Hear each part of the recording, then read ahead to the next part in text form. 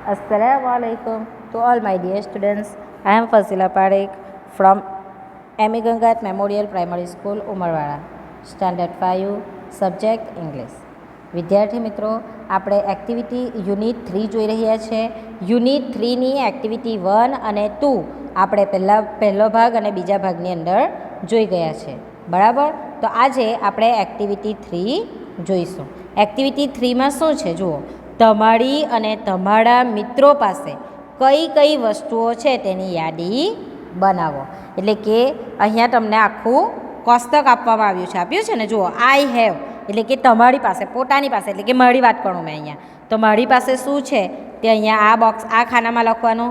પછી શું છે તે કે માય ફ્રેન્ડ હેઝ એટલે કે તમારા મિત્ર પાસે, તમારા મિત્રો પાસે કઈ કઈ છે તે. બરાબર, અહીંયા એક મિત્રની, માય ફ્રેન્ડ હેઝ, એક જ મિત્રની વાત કરેલી છે એટલે કોઈ પણ એક મિત્ર.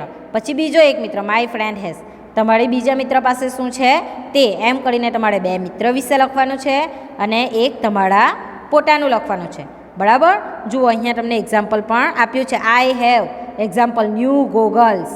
બરાબર, મારી પાસે નવા ચશ્મા છે.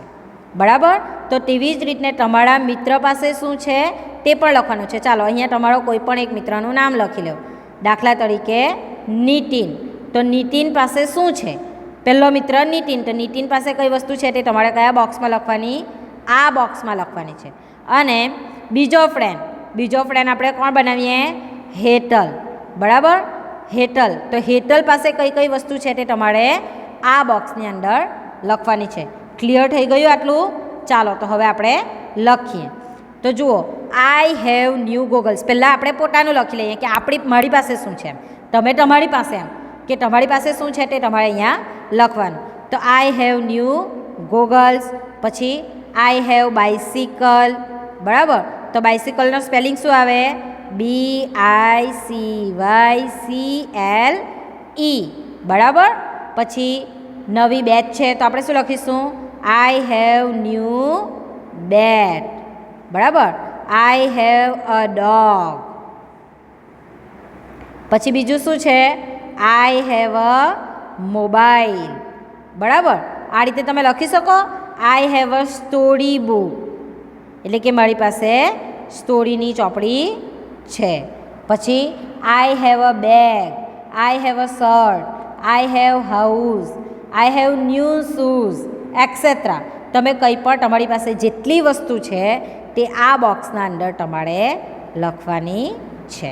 બરાબર, હવે આપણે બીજું બોક્સમાં જઈએ. માય ફ્રેન્ડ હેઝ, તો આપણે માય ફ્રેન્ડ તરીકે કોનું નામ લીધું હતું, નીતિન.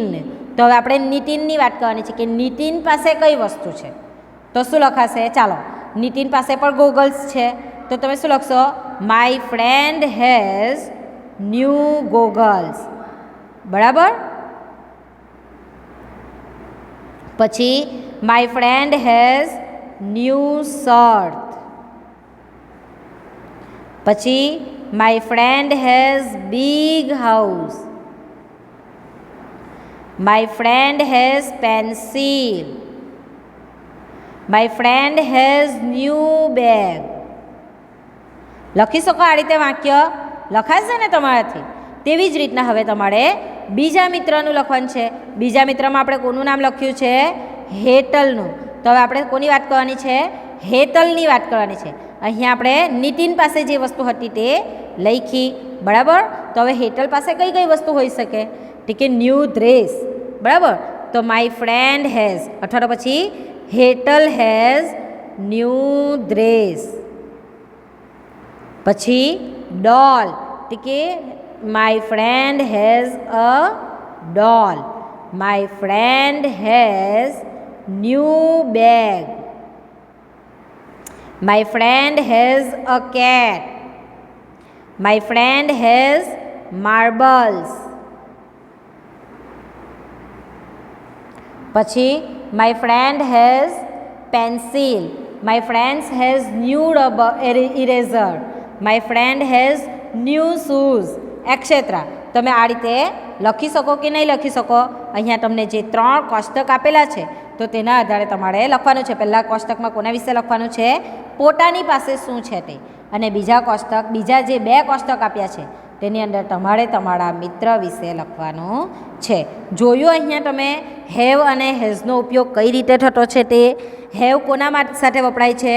સિંગ્યુલર આઈ સાથે, એટલે કે પોતાની વાત કરવાની હોય ત્યારે હંમેશા આઈ સાથે હેવ, મારી પાસે છે તો આઈ હેવ.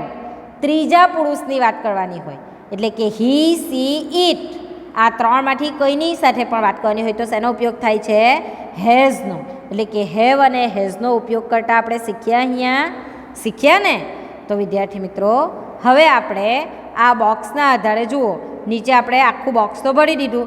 હવે જુઓ નીચે શું છે? તમારા મિત્ર પાસેથી મળેલી વસ્તુઓ વિશે તમારા વર્ગ સમક્ષ બોલો.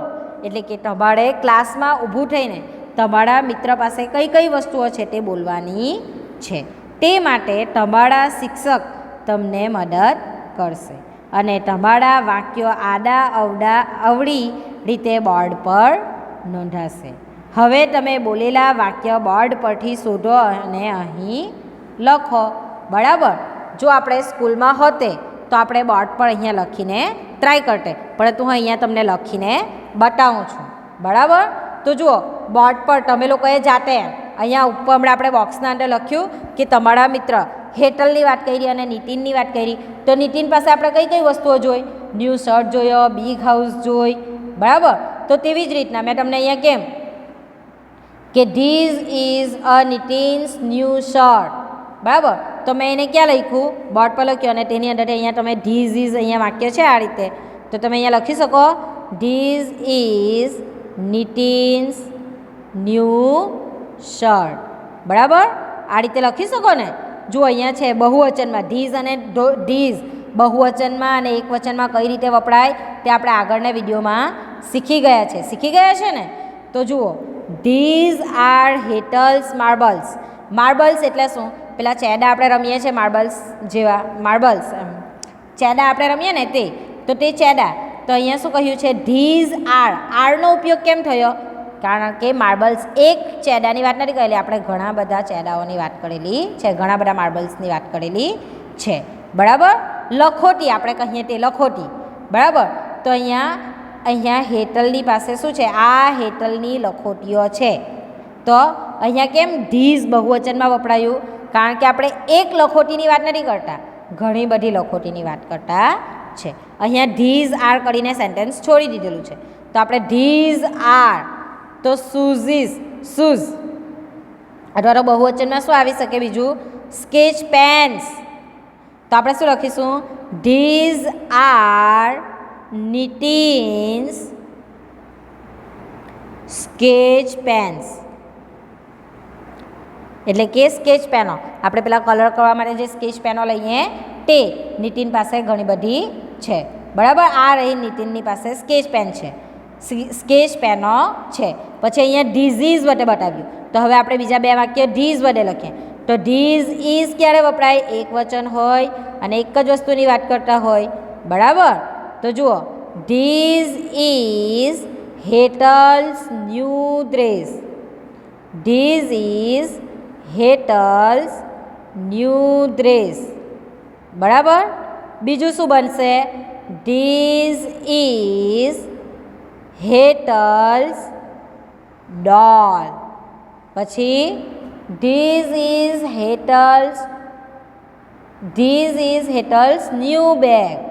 This is Nitin's gold fish. બરાબર. તો આ રીતે બીજા તમે ઘણા વાક્યો બનાવી શકો છો ને. તો અહીંયા વિદ્યાર્થી મિત્રો આપણી એક્ટિવિટી 3 પૂર્ણ થાય છે. Thank you.